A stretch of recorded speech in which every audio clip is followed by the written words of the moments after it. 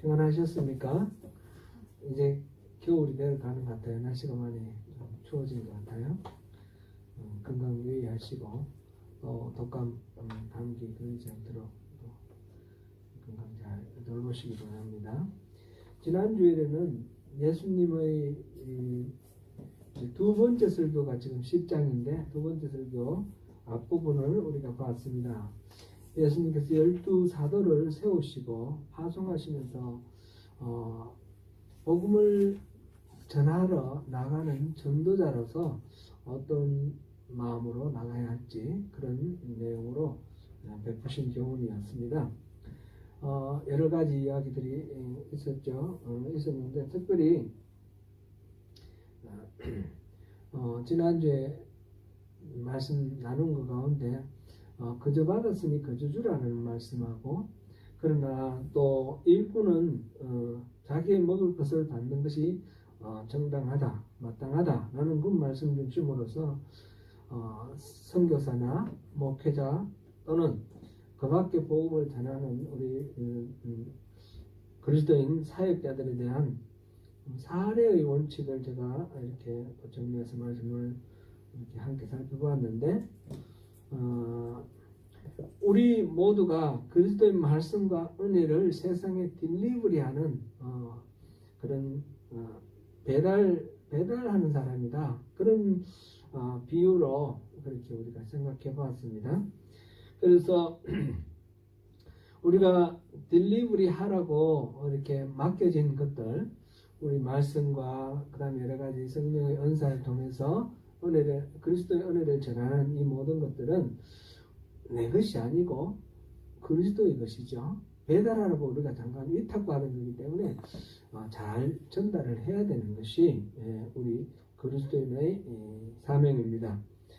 그래서 그거를 배달할 것을 뭉개고 자기만 그 은혜를 누린다든지 또는 그것을 배달한 것에 대해서 대가를 받고 상업적으로 거래를 한다든지 그렇게 하면 그거는 배달부로서의 직무를 벗어나는 거다 하는 것을 우리가 봤습니다.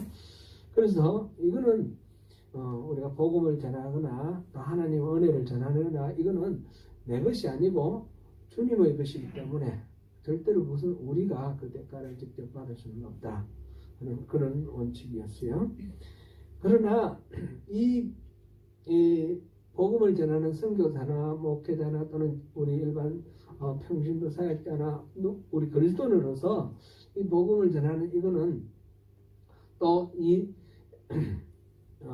일꾼에게 마땅히 먹을 것을 주는 것이 타당하다 해서 생활비, 생계비와 그 다음에 사역비는 또 후원을 하는 것이 타당하다 그렇게 말씀을 드렸어요. 현실적으로 보면 이제 목회자들이 이제 페이를 받는 것은 고용법에 따라서 그렇게 받지만은 성경적인 원리는 몇 시간 일했으니까 몇 시간 받고 이런 식으로 하면 안 된다라는 것을 우리가 살펴보았습니다. 성경의 원리는 그렇다라는 거죠. 그래서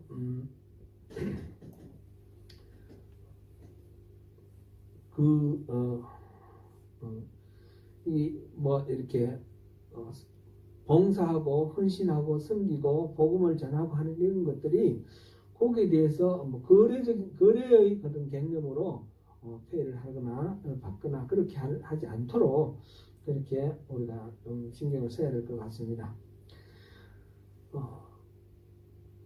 오늘은 계속해서 주님의 말씀을 전하고 은혜를 전하는 이 사역을 하면서 만나게 되는 어려움들, 구체적으로 어려움들이 많이 있을 텐데 그것을 어떻게 감당하고 어떻게 그것을 극복해 나가야 할 것인가 하는 이 예수님의 제자들에 대한 태도에 대해서 살펴보겠습니다. 오늘 우리가 살펴볼 내용은 오늘 봉독한 내용은 우리 지연자매가 봉독했는데 16절에서 23절까지 봉독했죠. 근데 제가 오늘 지금 다룰 내용은 16절에서 39절까지입니다. 16절에서 39절까지 너무 길어서 봉독은 짧게 했고요. 이것도 세 부분을 나눠지는데 16절부터 23절까지 오늘 봉독한 부분은 말하자면 오늘 다룰 내용에서는 서론입니다. 서론. 그래서 일반적으로 그리스도의 은혜를 또 말씀과 은혜를 전하면서 부딪히는 일반적인 핍박의 개괄적인 내용이고요. 그 다음에 24절부터 33절까지가 그것을 조금 더 심넓게 다루는 내용입니다. 그 본론이고요. 그 다음에 34절부터 39절은 결론으로서 십자가를 지르는 각오를 해야 된다. 그런 내용입니다. 제가 이걸 읽겠습니다. 네.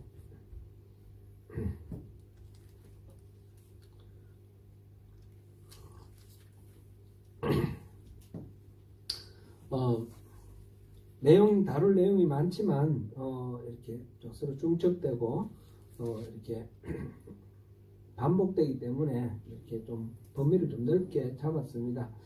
순서대로 이렇게 살펴보겠습니다. 먼저 16절부터 23절까지 서론 부분인데 핍박이 온다라는 겁니다. 핍박이 먼저 예수님께서 제자들을 세상에 보내면서 아주 지금 좀 어떻게 표현을 하면 좀 염려되고 근심 어린 그런 표현을 하고 있습니다. 16절을 우리 같이 한번 읽어볼까요? 보라, 내가 너희를 보내니 양을 이리 가운데로 보낸 것 같도다. 그러므로 너희는 맹같이 지혜롭고 비둘기같이 순결하라. 아멘. 제자들이 맞이해야 될 이 세상, 지금 파송되어 나가는 그 세상은 굉장히 현실이 냉혹하고 어렵다라는 것입니다. 그래서 제자들은 양과 같이 온순하고 타인에게 해를 끼칠 줄 모르는 그런 평화의 사역자들이며 그들은 스스로 능력으로 자기 자신을 보호할 수 있는 그런 것조차 없습니다. 그래서 세상은 이리와 같이 물고 뜯는 이리와 같이 그렇게 복음에 대해서 반항하고 냉정하며 잔인한 그런 세상이라는 것입니다. 그런 세상에 제자들을 보내는 것이 그저 아무 일 없을 것이다. 그냥 낙관하고 그냥 보내는 그런 것이 아니고 예수님께서는 말하는 현실 인식이 철저하십니다. 이건 이 선교 여행을 통해서 핍박을 받고 경우에 따라서는 생명까지 위협을 당할 그런 수도 있을 만큼 위험한 그런 상황에 놓이게 될 것이라는 것을 충분히 예상을 하고 그래서 그 모든 상황에 어떻게 대처할 것인가 지금 이야기를 하고 있습니다. 지금 이 12제자를 처음으로 파송하면서 한 이 선교의 이 설교는 오늘날 우리가 일상적으로 그리스도인으로서 복음을 전하는 모든 그 전도의 현장 또 선교사가 파송되어 나가서 전하는 모든 선교 현장 이 모든 현장에 다 적용되는 이야기다 이렇게 말씀드려도 좋습니다. 복음을 들고 나가는 사역자들은 복음과 함께 고통과 박해까지도 감내할 준비가 되어 있어야 하는 것입니다. 제 딸이 지금 직장 생활을 하는데 이 크리스찬으로서 이렇게 그리스도인으로서 이 직장 생활하는 것이 너무너무 어렵다 그런 이야기를 들었습니다. 믿는 사람도 드물고 그것을 또 의도적으로 또 이렇게 좀 다른 데는 안 그러는데 그리스도인에 대해서는 좀 비아냥거리거나 또는 뭐 여러 가지 좀 이렇게 핍박하고 이런 것들이 있다라는 거죠. 그런 우리 청년들이 지금 우리 지연이도 직장 생활하고 있고 우리 청년들이 직장 나가면 학교에서도 모르겠습니다만 그 직장에서는 더 그런 게 있을 수가 있죠. 근데 그게 현실이라는 걸 감안을 하고 그 속에서 그러면 우리는 그대로 묻혀서 그냥 표 안 나게 그냥 무난하게 잘 살면 되느냐? 그건 또 아니거든요. 그 속에서 복음을 전하고 하나님 나라를 확장해 나가라는 그 사명을 우리가 받았는데 그걸 어떻게 하면 거부감 없이 또 불편한 관계 안 만들고 자연스럽게 또 이렇게 만들어 나갈 수 있을까? 참 숙제입니다. 숙제인데 예수님께서 그래서 제자들에게 당부하시는 말씀이 뱀처럼 지혜롭고 비둘기처럼 순결하라 이렇게 말씀하셨습니다. 뱀같이 지혜롭고 뱀은 이 중건동 지방의 속담에 지혜로운 동물의 대표로 이 뱀이 많이 등장을 합니다.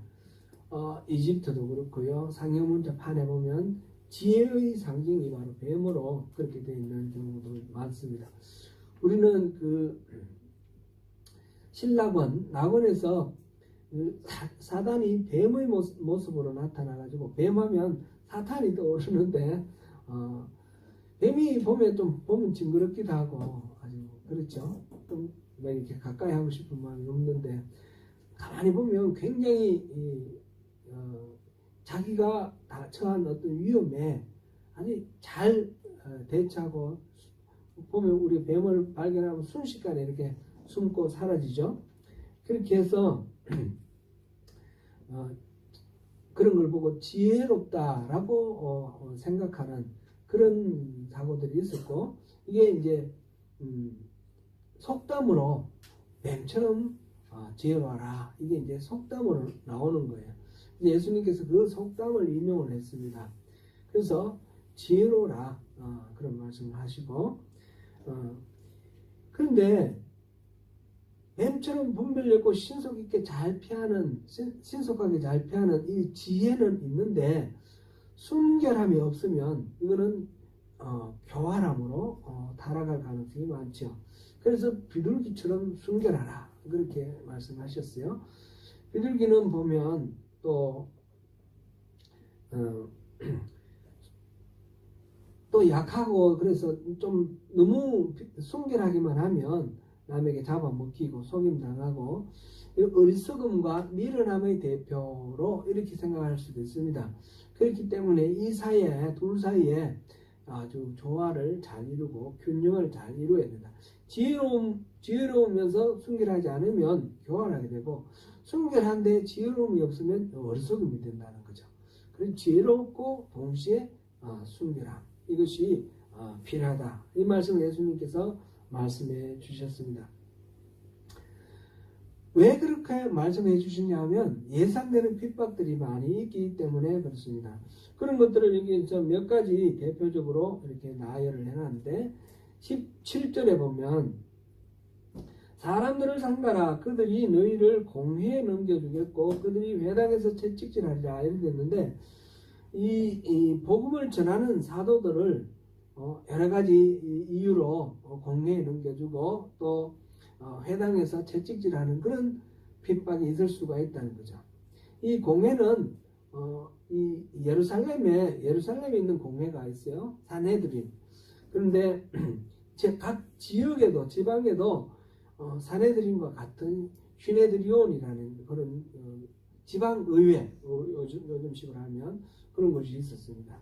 이 산헤드린이나 휘네드리온이나 로마 제국이 지금 식민지를 삼고 이 팔레스틴 유대를 지배하고 있지만 일상적인 치안이라든지 일상적인 문제는 산헤드린과 휘네드리온에서 관장하게 되어 있습니다. 그래서 도둑을 잡는다든지 뭐 이런 거죠.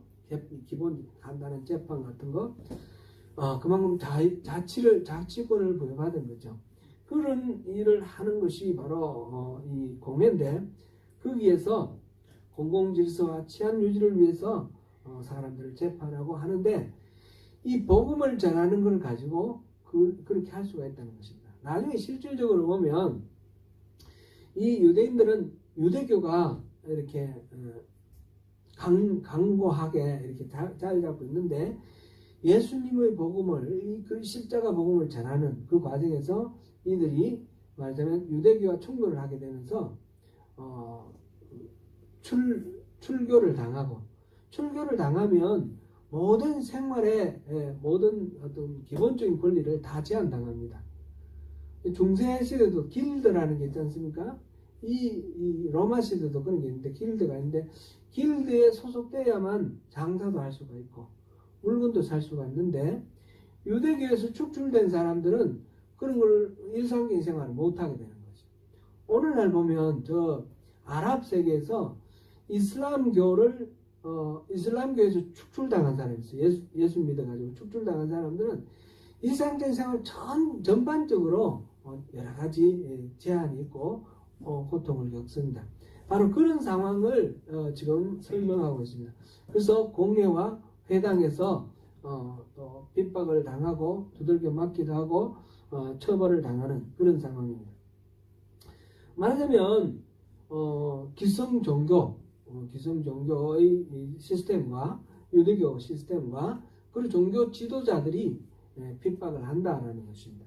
예수님의 제자들이 나가서 복음을 전할 때 유대교 종교의 핍박을 당할 것이다 라는 것을 지금 예상하고 말씀하고 계십니다. 두 번째로는 21절에 가족들이 핍박의 주체로 기술되어 있습니다. 이거는 상황이 여러 가지가 있겠죠. 지금과 방금 말씀드린 것 같은 그런 상황이 있을 때에 예수님의 복음을 전하면 다른 가족들이 유대교의 입장에서 핍박하게 되겠죠. 요즘 또 보면 이슬람 사회에서 복음을 전하면 한 형제가 개종을 하게 되면 그 가족들이 형제를 죽여요. 명예살인 그래가지고 죽여요. 이런 식의 가족이 대적이 돼서 핍박하는 그런 경우도 있을 수가 있다는 것입니다. 그리고 18절에서는 총독들과 임금들 앞에 잡혀나갈 수도 있을 것이다. 정치적 지도자들에게 직접 이렇게 잡혀가서 고통당할 수도 있다라고 합니다. 이런 여러 가지 예상되는 핍박들 여기에 대해서 위축되거나 두려워해서 잡혀가면 어떻게 할까 이러면 너무너무 걱정이 되고 전전긍긍하느라 아무것도 못하게 되는 겁니다. 그래서 지금 예수님께서 하시는 말씀이 그럴 경우에 19절 보면 너희를 넘겨줄 때에 어떻게 또는 무엇을 말할까 염려하지 말라. 그때 너희에게 할 말을 주시리니 말하는 이는 너희가 아니라 너희 속에 말씀하시는 이 곧 너희 아버지의 성령이십니다. 무슨 말할 것인가 미리 핑계거리를 만들고 자기 스스로를 변호할 그런 논리를 만들려고 그러다 보면 거짓말을 하게 된다든지 이렇게 뭔가 위축되면서 속이고 이러면서 위선적으로 된다든지 변질될 수가 있다는 겁니다. 그러니까 그런 거 걱정하지 말고 당당히 나가라. 그래서 잡히면 자기를 변호할 말을 하나님이 너와 함께 하시는 그 하나님이 알려주실 거라는 겁니다. 이게 무슨 말씀입니까? 하나님이 함께 하신다는 겁니다. 하나님이 모든 것들을 다 같이 하시면서 책임져 주실 거니까 당당하게 뭐든지 걱정하지 말고 나가라 그런 말씀입니다.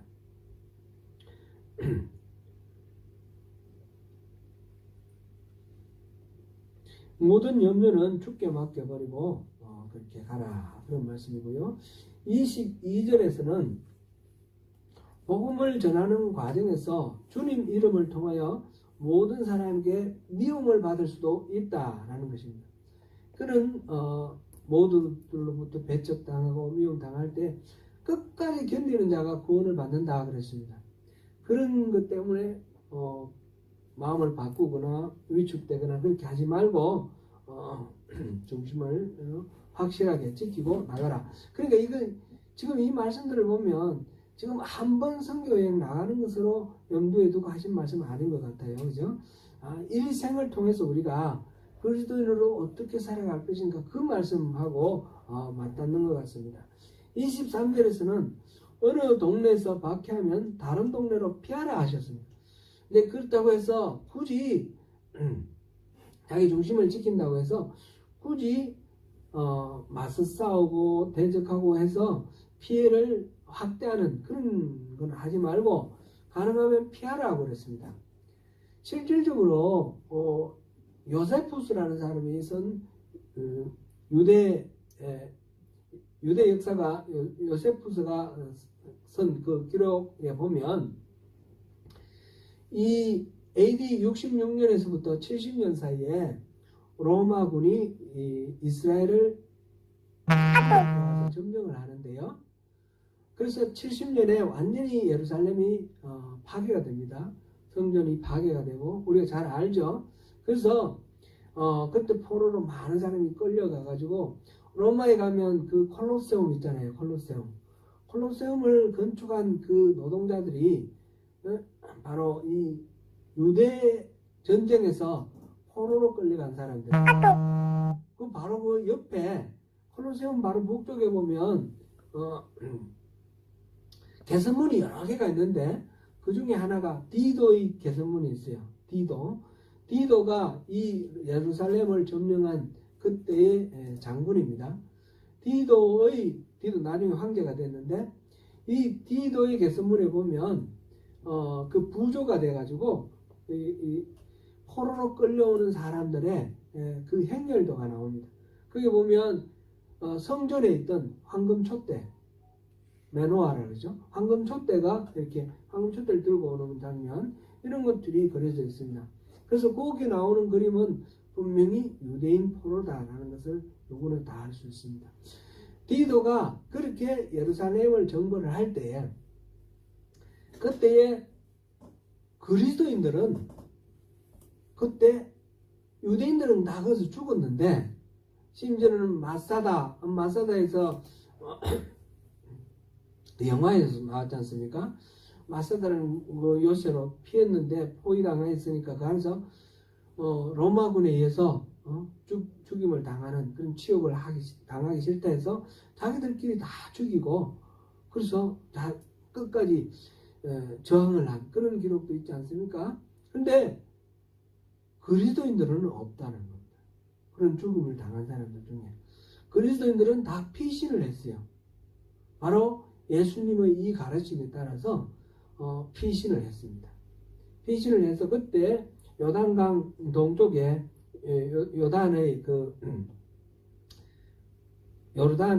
영토에 해당되는 펠라라는 곳으로 그때 그리스도인이 이주를 했고 그 그리스도인들은 그렇게 예루살렘 함락 때 살았습니다. 그것이 말하자면 이 예수님의 이 가르침에 의거한 것이다. 이렇게 우리가 이해를 합니다.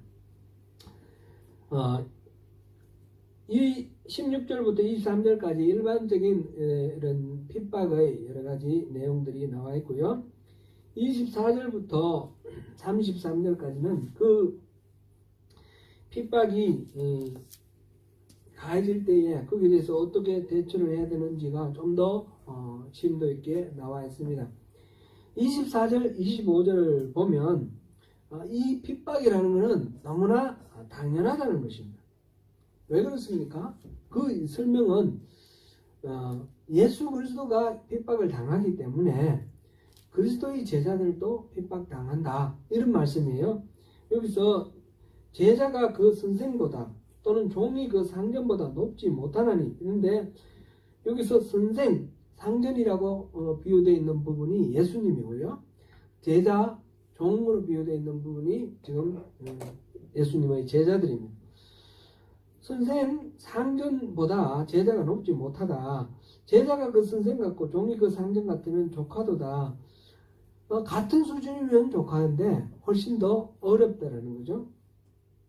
그리고 집주인을 바알세불이라 하였거든 하물며 그 집 사람들이라. 집주인도 예수님을 지금 비유하고 있습니다. 이 바리새인들이 서기관들과 제사장 이 바리새인들이 예수님에게 바알세불이라고 그렇게 공격을 했습니다. 바알세불은 이 귀신의 대장입니다. 마귀, 귀신의 대장입니다. 그런데 예수님께서 병 고치시고 귀신 쫓아내시는 걸 보고 귀신의 대장이다. 그러니까 귀신들이 그 명령에 따르지. 이렇게 이제 공격을 한 거예요. 예수님이 그 사건을 이제 얘기를 하시는 것입니다. 예수님이 바로 바알세불이라고 그러고, 예수님에게 그런 나중에 십자가로 이렇게 십자가형으로 이렇게 예수님을 사형시키죠. 그렇게 핍박하는 것을 보니 예수님의 제자들에게는 그보다 더하지 않겠냐, 그만큼만 하면 그래도 다행이 아니냐, 이 말씀을 지금 이렇게 표현을 했습니다.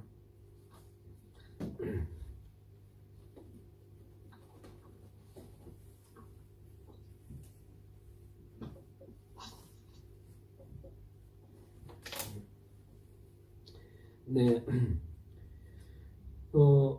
예수께서 제자들에게 또 이 말씀을 전하실 때에 이 많은 무리들이 같이 예수님의 말씀을 들었죠.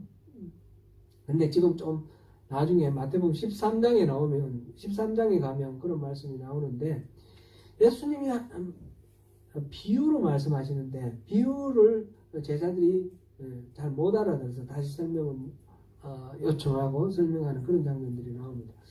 예수님은 비유는 사실은 제일 알아듣기 쉬운 말이에요. 그래서 비유를 하시는데 못 알아듣습니다. 그래서 따로 설명을 하고 따로 설명하고 이렇게 나오는데, 제자들을 12사도들을 선발을 해서 3년 동안 데리고 다니시면서 같이 살고 다른 사람들과는 비교할 수 없을 정도로 많은 대화를 나누고 설교를 하고 가르쳤죠. 특별 트레이닝을 했을 것입니다. 그렇게 한 것을 여기서는 어떻게 표현을 했느냐면, 내가 너희에게 어두운 데서 이르는 것을 광명한 데서 말하며 너희가 귀속말로 듣는 것을 집 위에서 전파하라. 따로 이렇게 말해놓은 것, 다른 사람들 없는 데서 이렇게 따로 은밀하게 말해준 이것들을 여러분들은 나가서 모든 사람들에게 드러내놓고 공개적으로 말을 하라, 그런 표현입니다. 그렇게 말을 하라. 그러면서 그 과정 속에 많은 핍박들이 있을 텐데 28절 같이 한번 읽어보겠습니다. 몸은 죽여도 영혼은 능히 죽이지 못하는 자들을 두려워하지 말고 오직 몸과 영혼을 능히 지옥에 멸할 수 있는 이를 두려워하라. 지금 이 공회나 또는 회당이나 때리는 사람들이 있고, 또는 왕이나 총독이나 잡아가두는 사람이 있는데, 그들이 기껏 해봐야 너희들 목숨 빼앗는 것 정도밖에 못하는 거 아니냐 이죠. 몸은 죽일 수 있지만 그 이상은 못하는 거야. 그런 사람들은 두려워할 필요 없는 것이고, 그러나 몸도 죽이고 영혼도 죽이는 분 누구예요? 하나님. 하나님께 모든 우리의 살고 죽음의 모든 그 권리가 있는 것이죠. 그분을 두려워하라는 겁니다.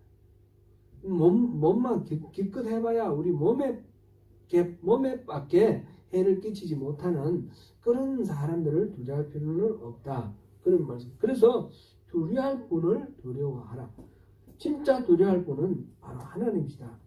이렇게 말씀을 하시면서 염려하지 말고 담대히 선포하라.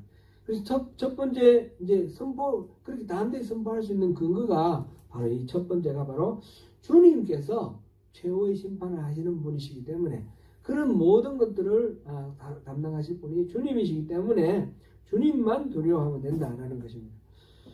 마지막 날에는 모든 사람들이 다 주님 앞에 심판을 받게 될 것입니다. 그럴 때에 주님 앞에 영원한 파멸로 심판당하지 않으려면 우리가 지금 살아있는 동안에 주님의 원칙에 맞게 살아야 된다는 것이죠. 일시적으로 덕시하는 그런 대접자들에게 그것이 두려워서 주님을 배반하는 그런 어리석음은 하지 말라, 그런 말씀이고요. 두 번째로 또 이렇게 우리가 담대히 말씀을 전파해야 될 근거로는 만유를 주관하시는 하나님의 섭리 때문입니다. 29절 같이 한번 읽어봅니다. 참새 2마리가 한 아사리온에 팔리지 않느냐, 그러나 너희 아버지께서 허락하지 아니하시면 그 하나도 땅에 떨어지지 아니하리라. 참새 하나도 하나님께서 허락하지 아니하시면 땅에 떨어지지 않는다. 모든 것들은 다 하나님의 손에 있다라는 말씀이죠. 만유를 주관하시는 하나님의 섭리를 믿고 하나님께 의지하라. 그런 말씀입니다. 그 다음에 세 번째로는 그러한 하나님께서 성도들을 세심하게 배려하고 계시기 때문입니다. 30절 우리가 같이 읽어보겠습니다. 너희에게는 머리털까지 다 세신 바 되었나니. 하나님은 우리 머리털 하나까지 다 세고 계시다는 거예요. 우리 머리털 몇 개예요? 우리 모릅니다. 그죠? 근데 하나님은 다 세고 계시대요. 그런 하나님이시니까 그 하나님을 믿어라. 하나님은 졸지도 아니하시고 주무시지도 아니하시고 불꽃 같은 눈동자로 우리를 늘 지켜보고 계시고, 그래서 우리가 어떤 상황, 어떤 위치에 있더라도 우리를 내버리거나 잊어버리거나 하지 아니하시고 돌보시고 계시는 분이 우리 하나님이시기 때문에 그런 것을 믿고 담대히 하나님의 말씀을 전하라. 그런 말씀입니다. 그렇게 믿을 수 있으십니까? 아멘. 아멘. 담대히 전하시겠습니까? 아멘. 아멘. 쉽지는 않지만 이걸 믿고, 이 하나님을 믿고 우리가 전해야 되겠습니다. 다만 지혜롭고 또 순결하게. 지혜가 없으면 또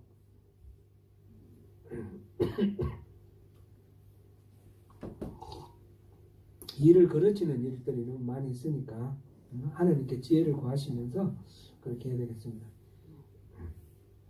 그 이후 34절부터 39절까지는 이제 이렇게 제자들에게 당부를 하면서 당부를 하시면서 예수님께서 자신이 이곳에 온 어떤 예수님의 정체성을 밝히고 제자들이 그 예수님의 정체성에 동참할 것을 요구하시는 그런 장면입니다.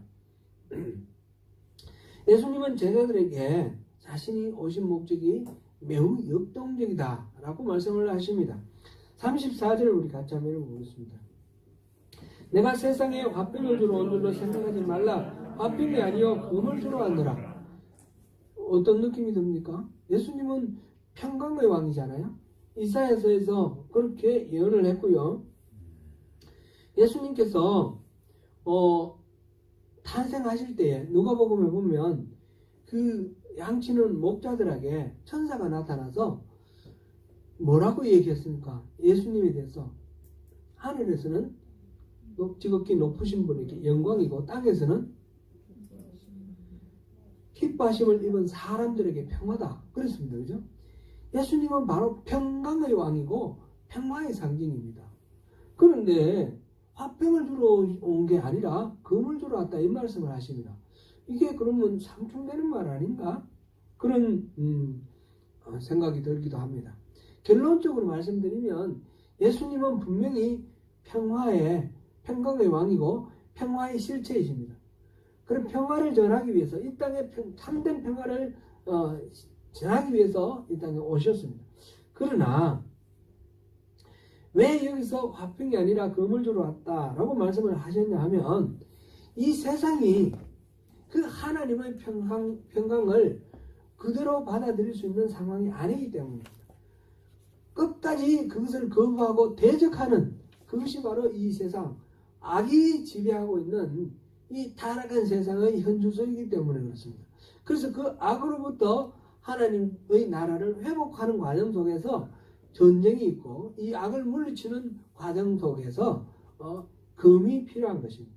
그래서 예수님께서는 금을 가지고 오셔서 참된 평화를 이루시는 것입니다. 이 참된 평화를 이루기 위해서 싸우는 이 싸움에서 이 치열하게 벌어지는 격전지, 간 최고의 격전지가 바로 그 싸움의 절정이 바로 예수님의 십자가였습니다. 겉으로 보기에는 예수님이 악에게 지고 패배하고 잡혀서 죽는 것 같습니다. 그러나 예수님께서는 그 십자가에서 죽으시고 부활하심으로써 죽음의 세력을 이겨버렸습니다. 예수님께서는 지신 것이 아니라 실제로는 이겨버렸습니다. 만약 악에게 악으로 싸워서 이기면 그거는 진 거예요. 그래서 악에게 악으로 싸워 이기는 것이 아니라 선으로 싸워서 이겨버렸습니다. 죽음에 대해서 죽음으로 맞서 싸우는 것이 아니라 부활로 맞서 싸워버렸습니다. 그래서 승리하신 것이 바로 예수님의 십자가입니다. 예수님께서 바로 이 예수님의 복음을 전하려고 결단하는 그리스도인들에게 바로 이 십자가를 지르는 각오를 하라라고 당부를 하시는 것입니다. 38절, 39절 같이 읽어봅니다. 시작. 또 자기 십자가를 지고 나를 따르지 않는 자도 내게 합당하지 아니하니라. 자기 목숨을 얻는 자는 잃을 것이요 나를 위하여 자기 목숨을 잃는 자는 얻으리라. 이순신 장군의 영화에 보면 사즉생이라고 그러네요. 그죠? 필사즉생. 내가 죽기를 각오하면 반드시 산다. 살려고 하면 죽을 수밖에 없다. 그런 말씀을 하셨는데, 이순신 장군 이야기인데, 그 이야기하고는 전혀 차원이 다른 그런 이야기입니다. 우리 목숨, 우리가 내게 있는 이고, 자아, 이게 살면 내 안에 하나님 들어오실 수 없습니다. 그래서 영원한 생명을 누릴 수가 없습니다. 근데 자기를 부인하고 자기 십자가를 지고 자기의 이고를 버릴 때, 자기가 죽을 때, 그럴 때 내 안에 나는 죽고 그리스도가 들어오셔서 사시게 되면 그 그리스도의 영으로 인해서 우리가 영원한 생명을 누리게 되는 것입니다. 바로 그것을 지금 말씀하고 계십니다. 예수님이 제자들에게 베푸신 이 설교는 그러므로 12사도에게만 해당하는 말씀이 아니고 오늘날 우리를 포함해서 그리스도의 제자된 모든 성도들에게 시공을 초월해서 적용되는 그런 교훈입니다. 이 교훈은 또 예언적 성격을 띠고 있기 때문에 더더욱 그렇습니다. 그거는 두 가지 예언적 성격을 우리가 찾아볼 수 있는데, 첫째는 이 교회의 장래를 내다본 말씀입니다. 오순절 성령 강림과 더불어서 탄생할 초대교회로부터 시작해서 그리스도의 복음은 세계 만방에 공개되고 전파될 것입니다. 그리고 이와 같은 복음이 확정되는 가운데 대적들이 핍박을 하고 또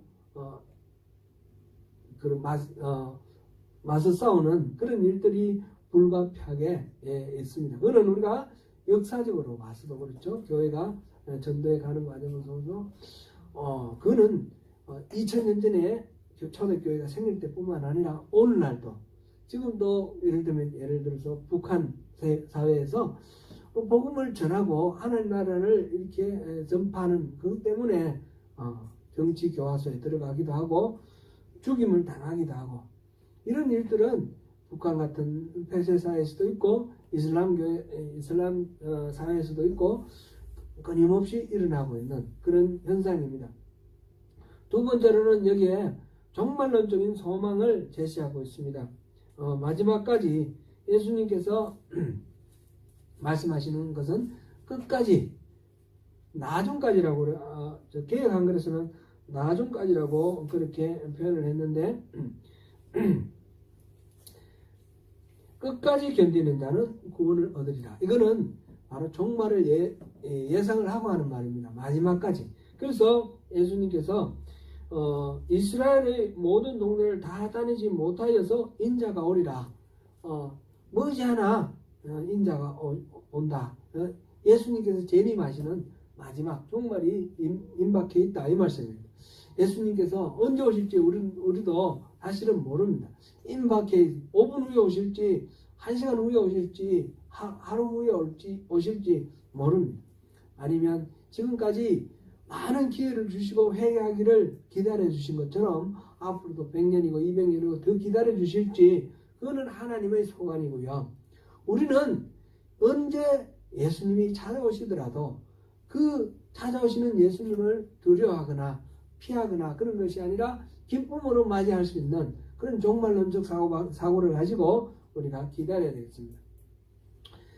그래서 이런 어려운 핍박 가운데서 우리가 복음을 전하고 하나님 나라를 확장해 나가는 그 사명을 부여받은 우리 제자들 그리스도인들이 어떻게 살아갈 것인지, 그 핍박을 어떻게 극복할 것인지 지금 쭉 말씀을 나눴습니다. 오늘 말씀 중에 가장 중요한 말씀은 저는 오늘 설교의 제목으로 삼았는 지혜롭고 순결하라 이것으로 생각됩니다. 뱀같이 지혜롭고 비둘기같이 순결하라. 그런데 우리가 예수를 잘 믿고 성경 열심히 읽으면 막 지혜로워가지고 케이스 바이 케이스 모든 케이스에 대해서 딱 지혜로운 어떤 결정을 내릴 수 있으면 좋겠는데 사실 좀 제가 경험을 해보니까 잘 안 그런 것 같아요. 그래서 우리는 어쩔 수 없이 계속해서 지혜를 구해야 돼요. 기도를 하면서 우리 내 생각, 내 판단 이것으로 의존하지 않고